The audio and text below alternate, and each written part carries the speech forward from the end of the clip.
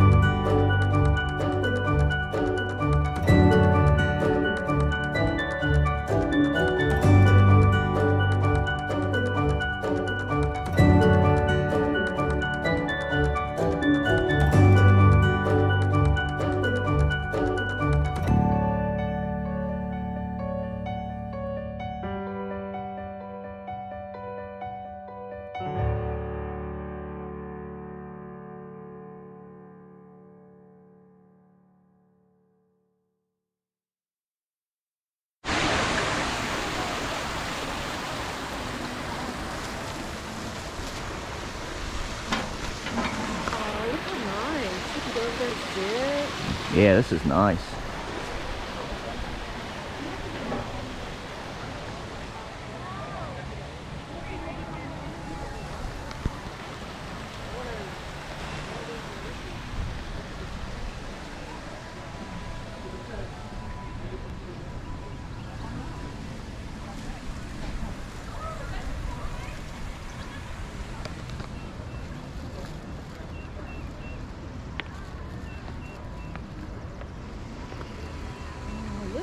They've really fixed this up nice. They have. They fixed this up big time. Oh, you can build a house up there?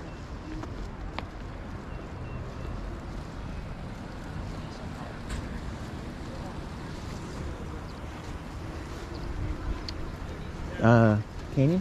Yes. Yeah, it sure does. They did the same thing there. I bet people come up and look the same thing. Oh, man.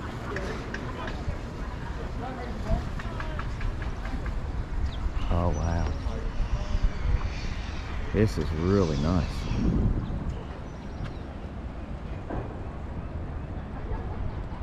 This is really cool.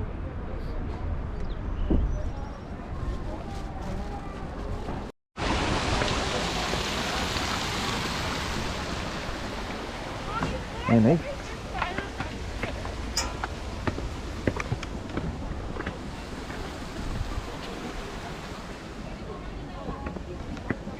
Oh, wow. Look at this. They got a fire pit.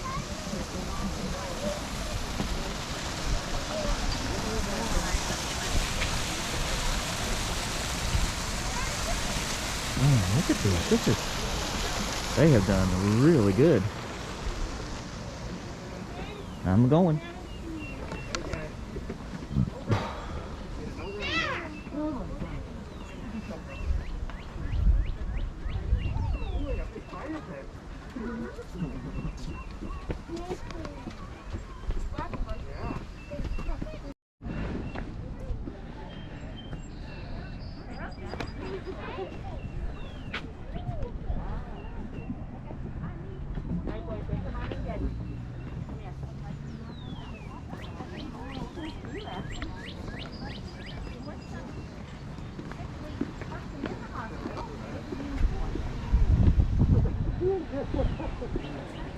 Oh crap, these are like rockers. That's cool.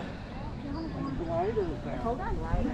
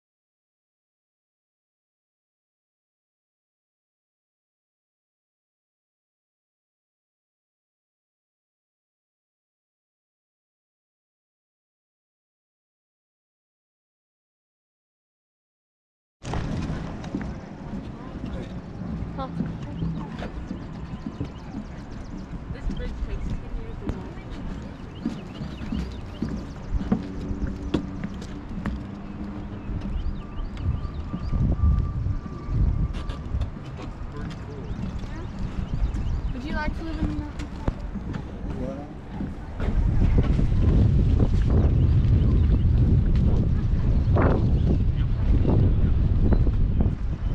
Guys, stay on the right, please. Thank you.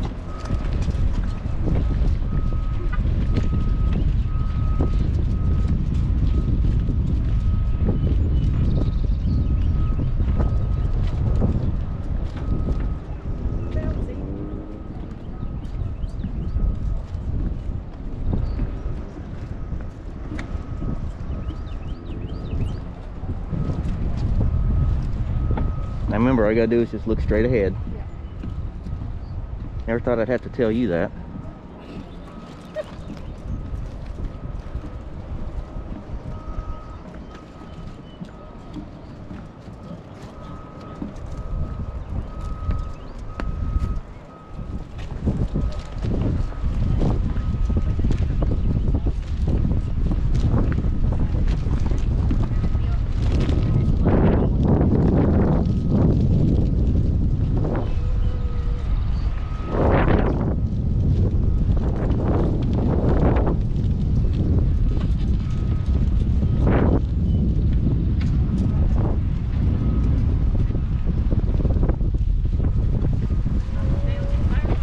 Did you? Good. Excelente, excelente. Just wrap around.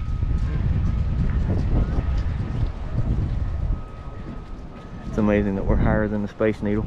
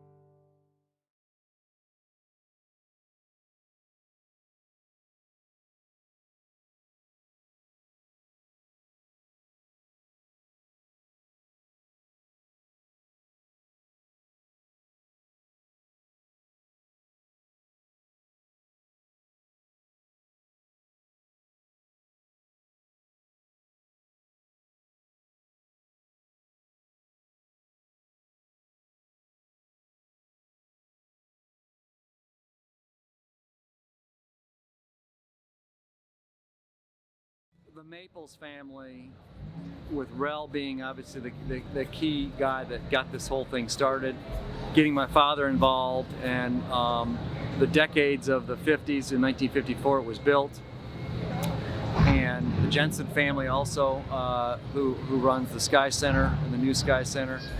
You know, those three families really are all part of the heritage of what makes this experience pretty special, and along with the Watson family.